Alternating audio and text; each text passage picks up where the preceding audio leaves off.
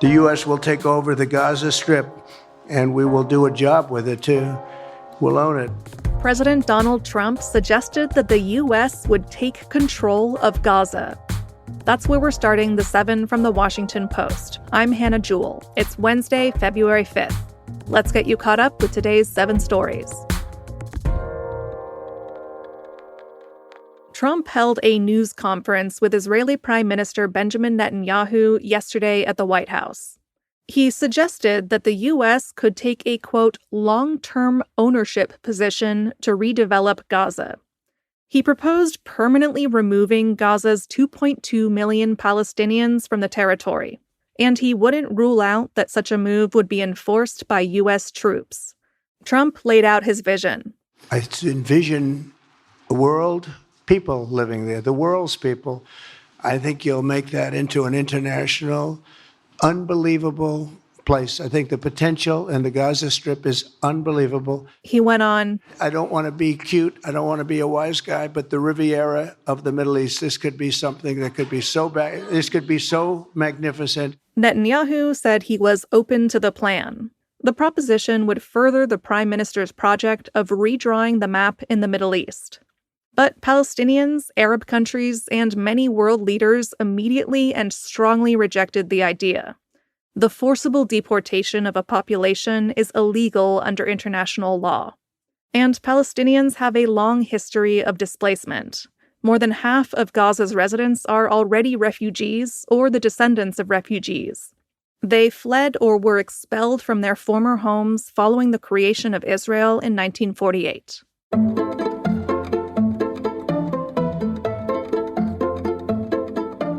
U.S. government officials are privately warning that Elon Musk's blitz appears to be illegal.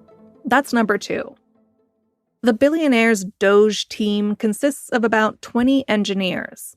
It has launched an assault on federal agencies since Trump's inauguration last month. It's moved to push hundreds of thousands of civil servants out of their jobs. Yesterday, the Post reported that officials in at least a half-dozen federal agencies and departments have raised alarms about whether the billionaire's actions are breaking the law. Specifically, they're concerned about the terms of the so-called deferred resignation offer that Musk's team sent to most federal workers, and whether Musk's staffers will use the Treasury's payment system to reverse spending that was approved by Congress. Meanwhile, the cuts continued yesterday.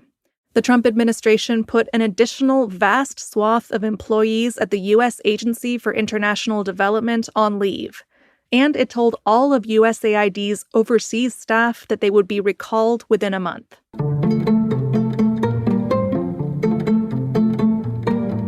Number 3.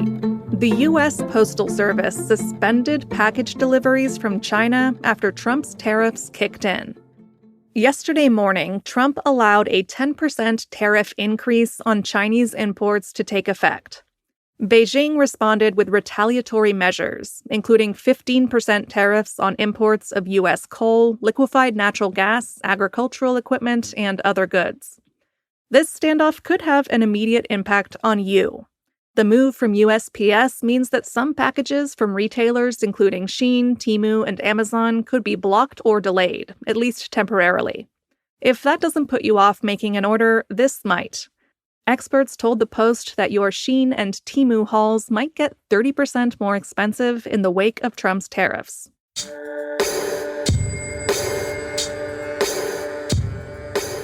Number 4. At least 11 people were killed in a mass shooting in Sweden. A gunman opened fire at an adult education center in the outskirts of Örebro yesterday. That's about 125 miles west of Stockholm. At least 5 people were seriously wounded. Police said the gunman acted alone. His motive is not known, and he was killed at the scene. The school serves students who are over 20 years old. It offers primary and upper secondary education, Swedish classes for immigrants, and vocational training for people with intellectual disabilities.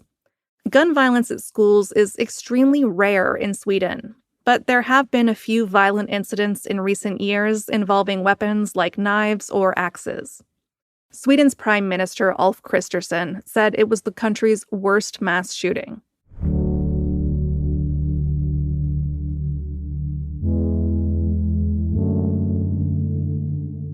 A New York law will protect the names of abortion providers. That's our fifth story.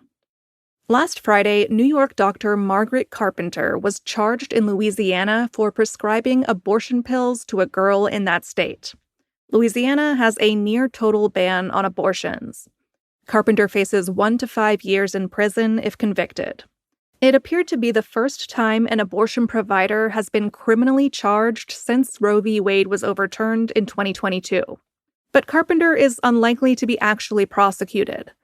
New York Governor Kathy Hochul said she would not extradite her to Louisiana.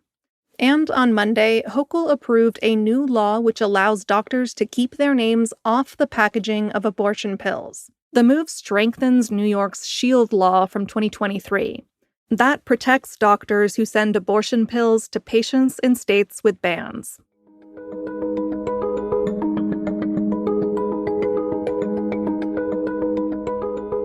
It's about to get very stormy across the country. That's number 6. 2 significant winter storms will hit northern states this week and over the weekend. The first storm will bring ice and snow across more than a dozen states in the Midwest and Northeast from today into tomorrow. The second storm will affect a similar area from Saturday into Sunday. And then, if that wasn't enough, a third system is possible next week. These storms are being driven by the jet stream. That's a narrow belt of strong winds high above the ground which storms travel along. It will be intensified by a big difference in temperature from north to south across the U.S. The disruptive weather will probably cause schools to close and travel to slow along many major roadways. So keep a close eye on your forecast. And remember to curse the jet stream if you're inconvenienced.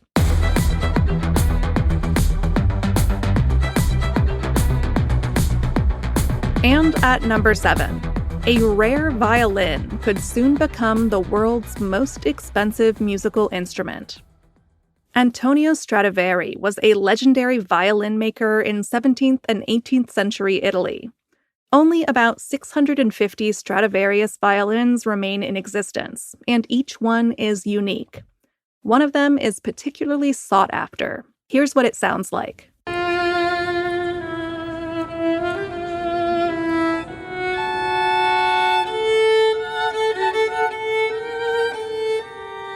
That's the Joachim Ma violin. It's named for 2 of its previous owners, Joseph Joachim and Ma Citon. They were both legendary musicians in their own right, adding to the violin's allure. If you want to be its next owner, the violin is going to auction at Sotheby's on Friday. It's expected to fetch between $12 and $18 million. If it tops the nearly $16 million that was paid for another Stradivarius violin in 2011, it would become the most expensive instrument ever. I'm going to put in a little bit of $50, just in case no one else tries to buy it. It's worked for me on eBay a couple times.